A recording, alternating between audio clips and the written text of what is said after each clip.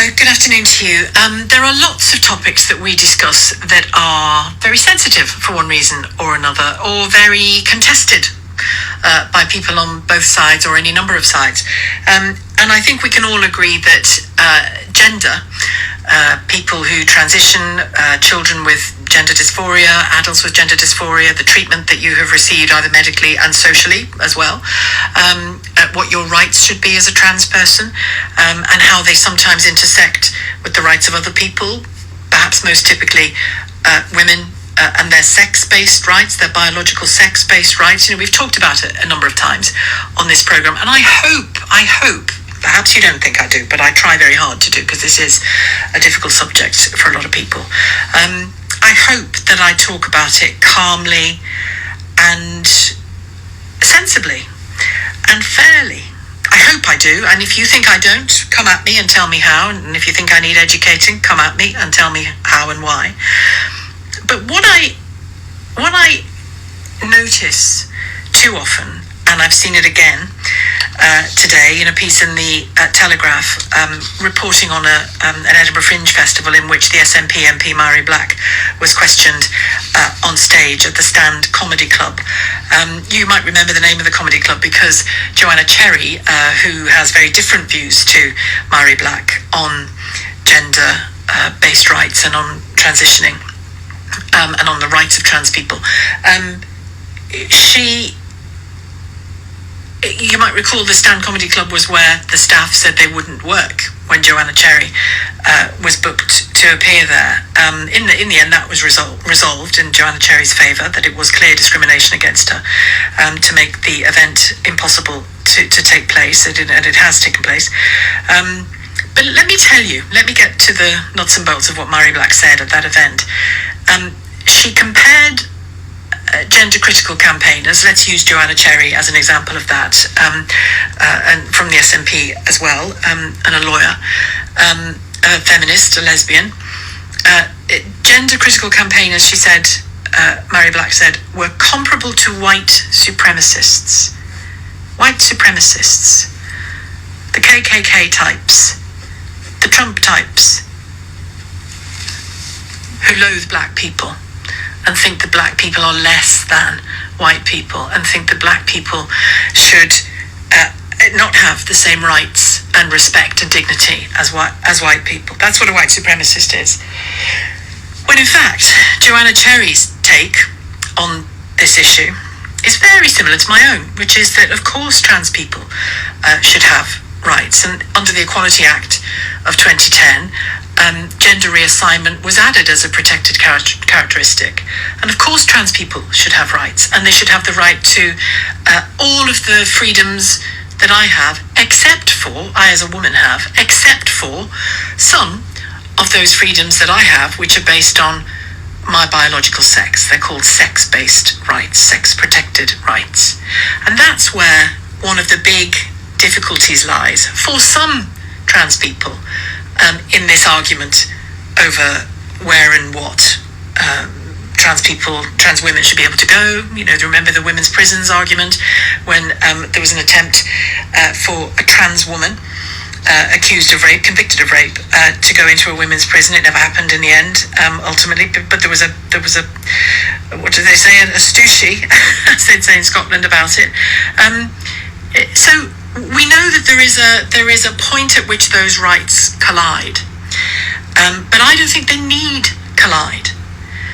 Certainly not in the way that we see happening. So, for example, feminist groups or lesbian groups might hold an event, and some, and I stress some, a small number of trans people in our country who are activists and supporters of some activists, I'm not saying this is everybody by any means, will go to any lengths to stop that event taking place, shouting in the faces of people, calling them Nazis to their faces, bearing down on them so they can't get into places. Events have been cancelled for people's safety because of this.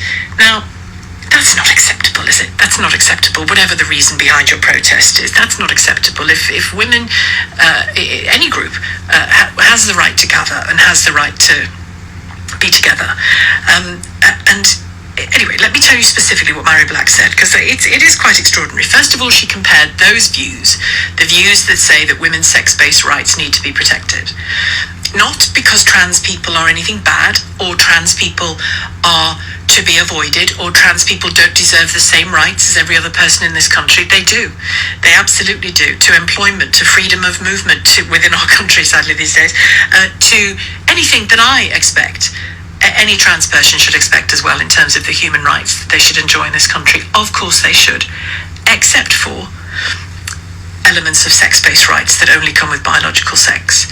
And there are some reasons for that. There are varied reasons for that. It's not all about prisons. It's not all about genitalia. It's not all about that. It's about the biology of a woman, and it's about the choices of women that can exist under the Equality Act as it reflects on women's sex-based rights as well. So this is what we've got from Mhairi Black, who's an MP, SNP MP. First of all, she compares the view I've just outlined to you as comparable to white supremacists, right? She says that, quotes, bad actors, and this is the kicker, 50-year-old Karens. Now, if you don't know what the term Karen means, let me educate you. I think it is fundamentally a misogynistic term to tell middle-aged women to be quiet, to shush Karen. A lot of this boils down to shush Karen. It originates in America and was used to describe white women using their white privilege to demean and be overbearing to, and to try to get into trouble sometimes, black people, particularly black men. It was then picked up in the mid-2000s by a comedian who used it, an American comedian who used it constantly to berate his ex-wife in all kinds of sexist ways. And then it morphed into just a term to tell, more often than not, white middle-aged women to shush, to not have a view.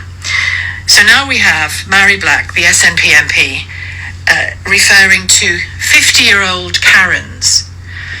I think she'd regard me as a 50-year-old Karen. Well, clearly she regards me as a white supremacist as well. 50-year-old Karens are responsible for the debate over transgender rights. And she suggests those who vocally disagree with her can't be decent people. I'm not sure how else you disagree with somebody other than vocally, but they can't be decent people. And goes on to say, when you start tracing it back, this view that I've just explained to you, it always has links to fundamental Christian groups in America, Baptist groups, anti-abortion organizations. Nah, it doesn't, does it? I'm sure some of them will be making hay with it, but that's not, that's far from true.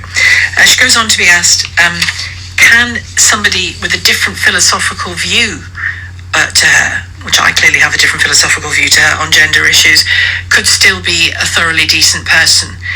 And she gives the answer in words that she chooses that I will quote in a moment, but her answer is, as long as they shush, Karen. If you keep it to yourself, she said to the audience.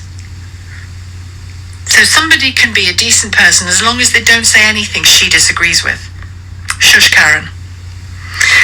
She says, to me, a decent person is someone who tries to make others comfortable and accept them, particularly when it's a marginalized, oppressed group. So make others comfortable and accept them. If an elderly woman in a hospital or a care home or her own home expresses the desire to be cared for only by a female when intimate bodily care is happening, these days she's called a Karen and a bigot. She's called a Karen and a bigot for that.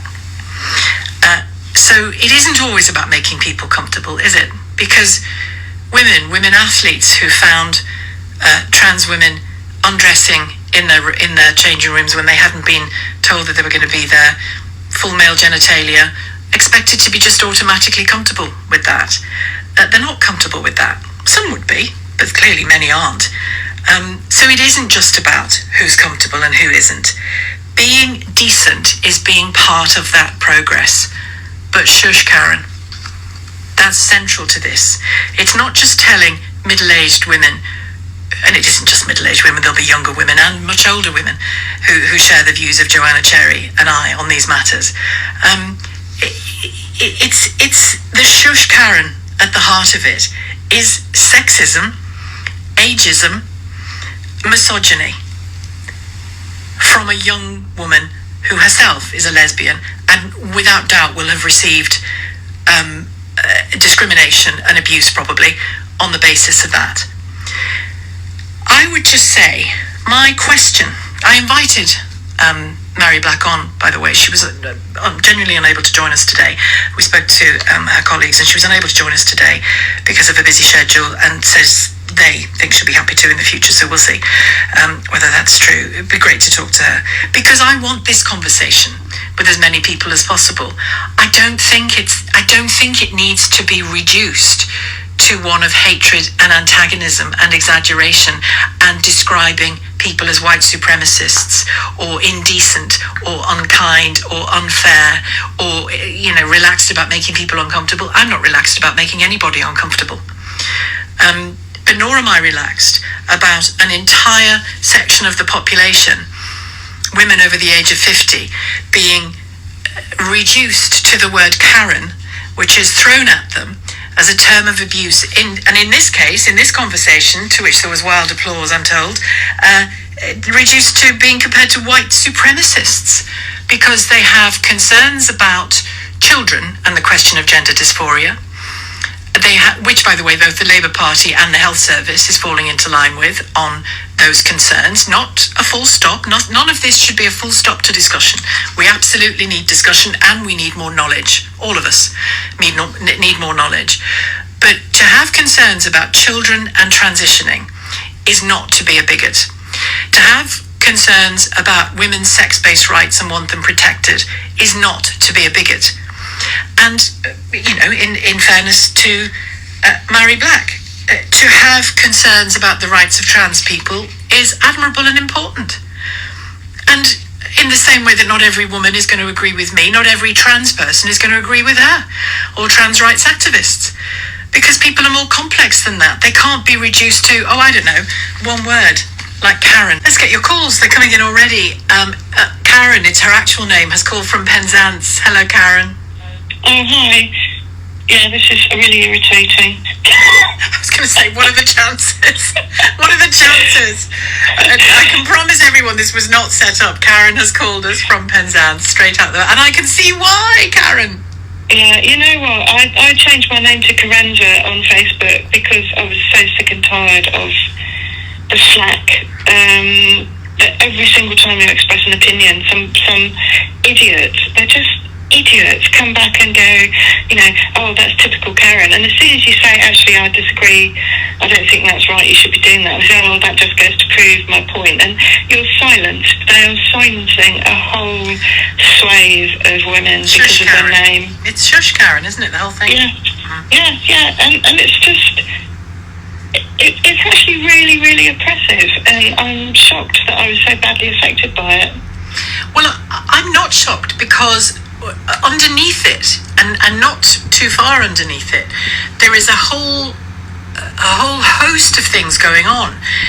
It is not unusual that in history that older women, mothers, grandmothers, postmenopausal women who don't have the same concerns in life as young women anymore for obvious reasons, that part of the role they have once they hit that age is one of protector.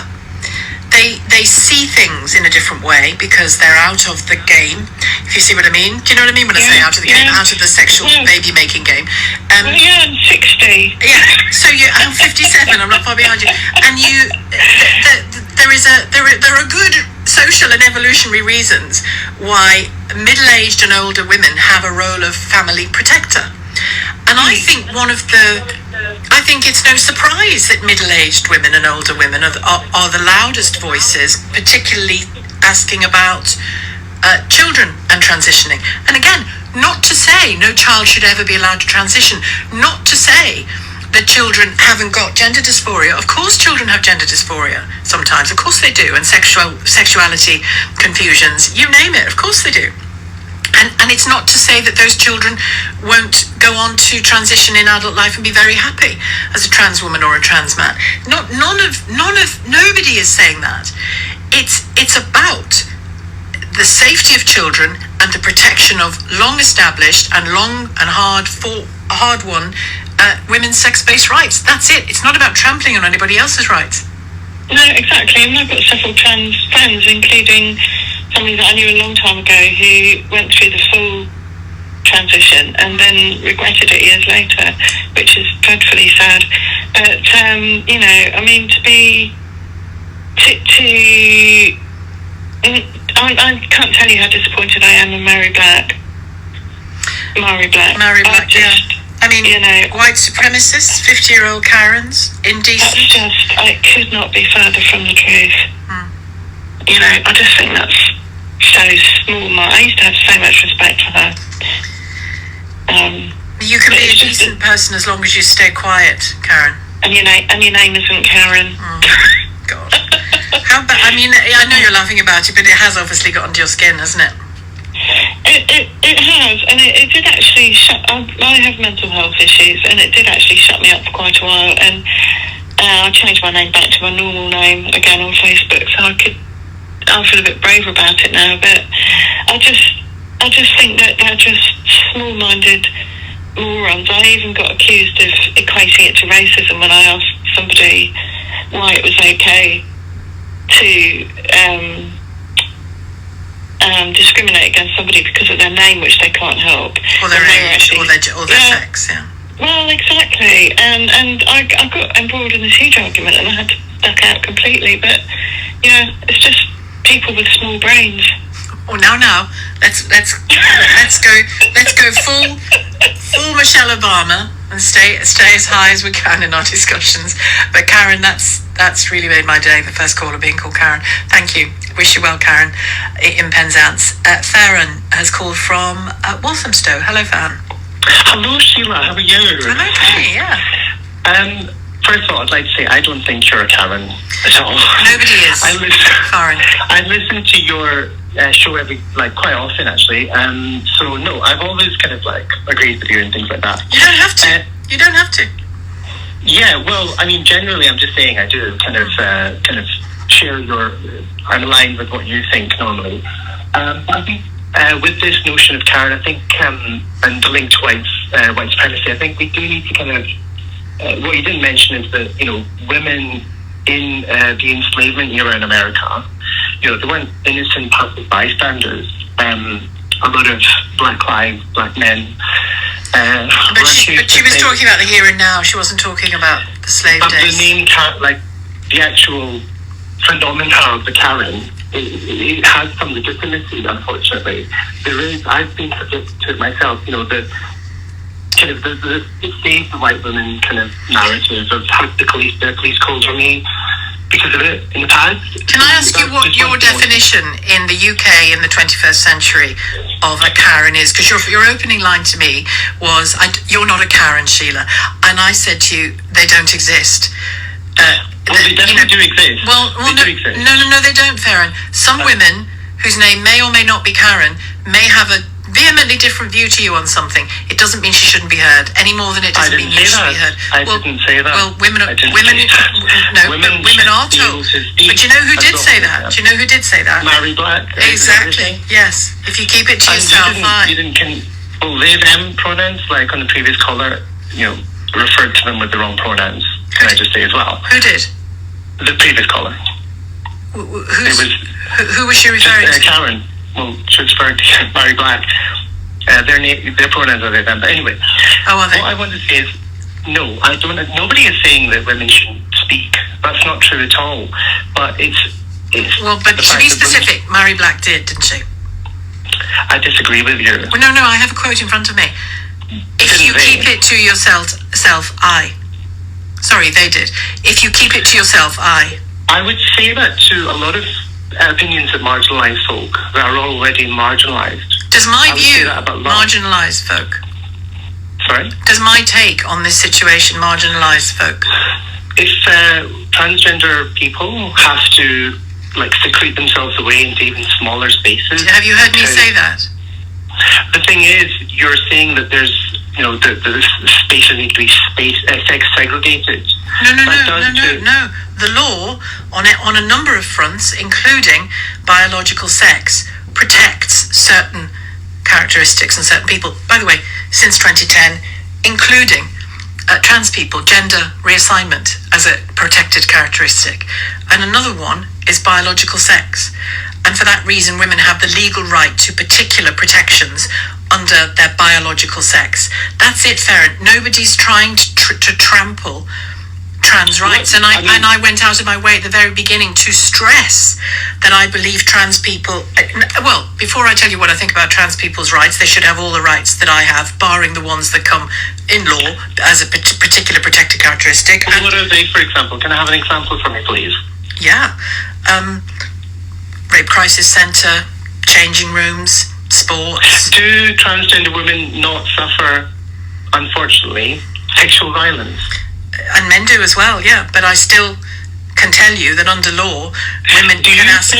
Well, okay. A transgender woman that's been taking estrogen and is a woman, for all intents and purposes, looks like it, are they really a risk like that? I don't think that's a very fair thing to say. Transgender women are at risk of sexual violence.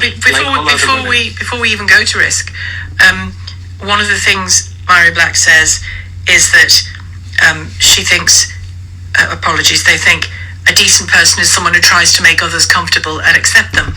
If a woman in hospital or social care says, a biological woman says, I don't want any biological males caring for me, or males... I'm sure there was a time when women in America during the enslavement era said that about black nurses, maybe, or black people. So you do think it's comparable to racism? You know what? Well, the thing is...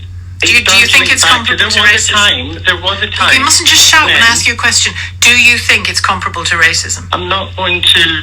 I don't really personally appreciate the comparison with racism. I think it's more nuanced than that. I am obviously not of the white race. I'm brown-skinned. I walk around. I'm racialized. So it's more nuanced than that. So I don't lend to, flippant and lazy comparisons. But if you're racialized, and I don't, you tell me you're racialized, I as a biological woman, all my life from being a girl into a woman, I am sexualized, particularly post-puberty. And particular things come with that. And this isn't anything about trans women or girls with dysphoria. This is about the majority of women who go through life are sexualized all the time, whether they want it or not, in the way that you describe yourself being racialized. And I want to thank you for telling me that and reminding me of that. I appreciate hearing that. And that's why you're not Karen, because... But I don't want you to keep using the term Karen, because I'm trying to say that the very use of the term to reduce a woman to somebody who shouldn't be heard and should be denigrated and should be silenced, as long as she keeps it to herself, that is discrimination. That is bigotry. That is sexism. And that is ageism. And the way it just trips off your tongue, Farron, as a kind of a term to reassure me that I'm not a Karen. Neither is anybody else, Farron. Neither is anybody else. And I actually don't just want this conversation to be about the term Karen, because one of the things I think is absolutely vital in this is that we all start from a position where we can learn something. I mean, if you look at just the last week or so, I think it was, the National Health Service has been looking, in light of the CAS review, into the Tavistock Gender Identity Service. The only available gender identity service that existed in England, I think I'm right in saying. And there were major concerns raised about the approach to putting young under 18s on puberty blockers and heading them in the direction of surgery beyond 18. The NHS on this, they are taking a more cautious and protective stance, particularly for young people and children. But they are also, and I think this is really important for me to do as well, and for anyone who has this conversation, is that they are listening and they are finding out.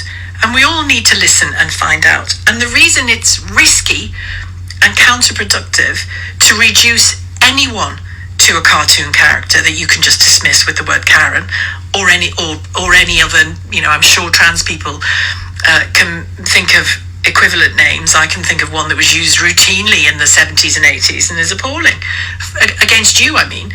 And it shouldn't be, because it hurts people, it harms people, and it stops us from understanding each other. And that is why I don't like Karen, and that's why I don't like abusive terms and the kind of language that, for example, Lee Anderson used. I think Mhairi Black has made the same mistake that Lee Anderson did with the language he used yesterday about migrants.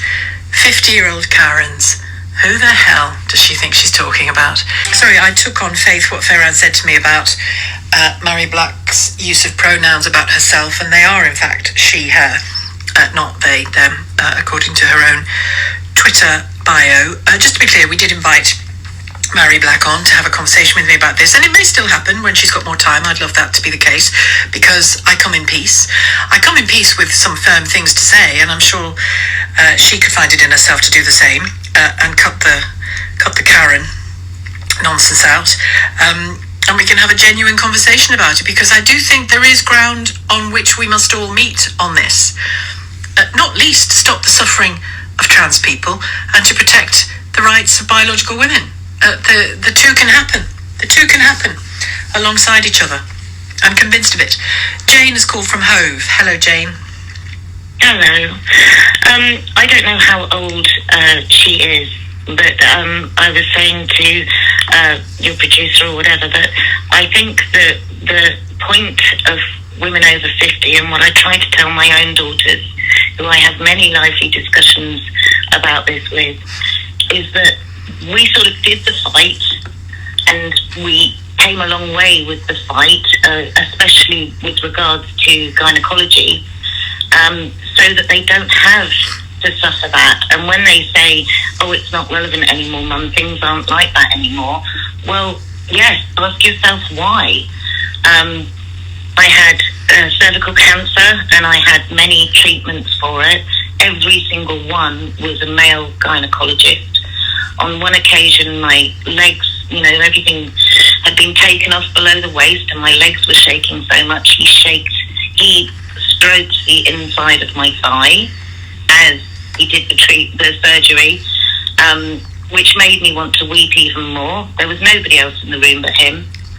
And when I was spotting during a pregnancy, I had a very young gynecologist check out the spotting, and nothing on below the waist, and he said, oh, that's not pretty, is it? You'll never be able to give birth naturally. And I did. I found a midwife, and I gave birth at home, naturally, no painkillers, nothing. And so we learned to say no in the 80s and 90s, so that our children didn't have to be faced with those situations where they were forced to say no. And now it feels like we're going a little bit backwards on that. I agree with you. It does. And those concerns about how a woman is treated by gynecologically, medically, spaces that she wants to use for privacy and for other reasons, they needn't undermine trans rights. They needn't. We all just have to accept that sometimes our rights brush up against others' rights, and there are moments when they can't be melded together. And what seems to be happening is that we're heading back to an age where women didn't have a voice, and that is desperate. We're seeing in America that they're banning abortion again and everything. Well, we should all be on the same team. We shouldn't be fighting each other, because we're all saying very similar things. Well, we really are. Well, we are all allowed to disagree with one another as well. I might not have the exact same views as you on certain social issues or medical issues or women's issues, whatever issues, but that's all right. I don't have to silence you. You don't have to silence me. But the growth of this word Karen, and it being used to describe any middle-aged woman who is vocal, challenging someone, I don't mean the crazy videos you see on Instagram where a woman just goes absolutely, or a man, the men do it just as much, goes absolutely ape in a shopping mall or something. I mean, that's got nothing to do with being a so-called Karen or a woman or a man or whatever. It's to do with losing control of yourself completely. That's a social/mental condition. There's nothing to do with gender or sex or anything. It's nonsense. Exactly. I mean, Karen is wielded to silence people. And I do 100% agree that it's bred from misogyny, and that's what worries me, because we may not have gone all gung-ho as they do nowadays, and I love what's happening nowadays with women, and I love the empowerment that they're feeling, but they must respect the foundation of what started that empowerment and what could happen if women, as the wonderful species that we are, get lost in the conversation. We can't afford to get lost. We have extraordinary things to contribute as we are. And if young women, Mhairi Black, by the way, is 28. I don't know how old your daughters are, but if young women decide through legislation, once you and I are sitting there, with a blanket over our knees, stroking out, if they decide that they want to undo those sex-based rights through legislation and they no longer regard them as important, well, you and I will just have to accept that. That's their fight. By the way, I don't think that will happen. I don't think that will happen, because they'd be denigrating their own sex if they did that. And I think ultimately, when they finally wake up to how important those rights are to them, they won't. But it doesn't mean we shouldn't still work to have a good conversation with people who come at this from a completely different position. We've got to. And I honestly believe the only way to do that is to embrace the Karen. That's what I do. No, I think it's to absolutely rule out the word. If you come to me for a disco, like Farhan did, kept trying to reassure me that I wasn't a Karen, which is just appalling. It's like, God, he couldn't hear himself, could he? God bless him. Oh, I've just done it, haven't I? I've just been patronising. Sorry, Farhan, if you're still listening. Jane, thank you. I wanted to find room for Aisha before we go to the break. Hello, Aisha. Hi. I just been listening to you guys' conversation, and I'm 18, so I understand where the root of Karen came from, which basically describes not someone that's middle-aged, but mainly people that use their white fragility to get away with things. That's where it came from, because there's videos you were speaking about of like middle-aged women. Yeah, I explained at the beginning when it was first used in that context, yeah. Yeah, but the root is it came from TikTok, when everyone was bored at home, like just watching TikTok. That's where it came from. Well, that's where it was sort of rallied again, but its origins were in that American use, wasn't it? Yeah, but the thing is, the way you guys have been speaking about trans women, it doesn't necessarily affect women, because trans women are women. They should be able to go into a change room and not worry about someone that is ogling them in an indecent way just because they may have male genitalia. There are people out there that are trans that decide, okay, I'm going to get constructive surgery down there and make their genitals appear to be female, and they can take steps and procedures to go into transition, and it's their full given right if they want to change their voice, if they want to change their hair, if they want to change little parts about their appearance, but it shouldn't affect anyone else, because it's about them, not about anyone else. Well, and they should be able to go into a toilet that is female because they are female, and it's their safe place, and they should do as they please. Well, you said they are female, but earlier in your sentence you said appear to be female. So which is it? When I was speaking about the genitalia, we speak about the genitalia because that's the main thing that people are worried about. Because I've seen articles when J.K. Rowling was coming out with saying things about trans people. She was worried about, as a victim of sexual assault, she tried to link the two, and that's what I'm concerned about. Can I just say, the link isn't the genitalia. The link between what you say should happen for trans women in toilets and changing rooms, and what J.K. Rowling and others have said about what should happen in toilets and changing rooms, the link is the law, Aisha, and the law supports everything you've said about a person's right to change their body and present the way they wish to present in the world, and to get the legal documentation about being a trans woman and all of that. The law supports that, but the law, and rightly the law supports that, but the law also supports women's biological sex-based rights. And there is a clash there, isn't there, that we have to work out? But there isn't. There's people. Well, no, there is, Aisha. There's a legal anomaly there and a social anomaly there that between us we have to work out. And obviously, people will be working it out in literally on the ground, going, Aisha, use whatever Lou you like, Lou you like. It doesn't bother me.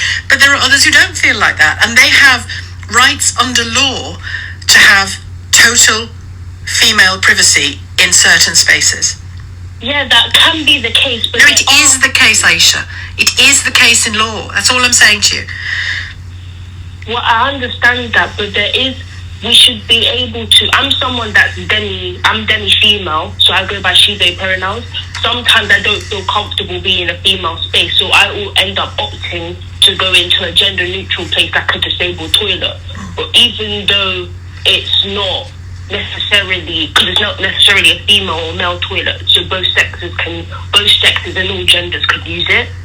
So I opt to use the disabled toilet. And with all gender identification, sometimes we may not feel safe going into certain places, but trans women should be able, and trans male as well, should be able to go to a toilet that they decide to go into. And I understand the law is a part of this, that's saying the law is supposed to protect cis women, or... Well, no, the law is there to protect all of us. I mean... Can I say one thing? The law also says that conversional camps still exist for trans people, even though we live in the 21st century and they disregarded trans rights. And there's been marches going on last month during not last month. Talking about conversion therapy. Conversion therapy is still legal in the UK, and that's messed up.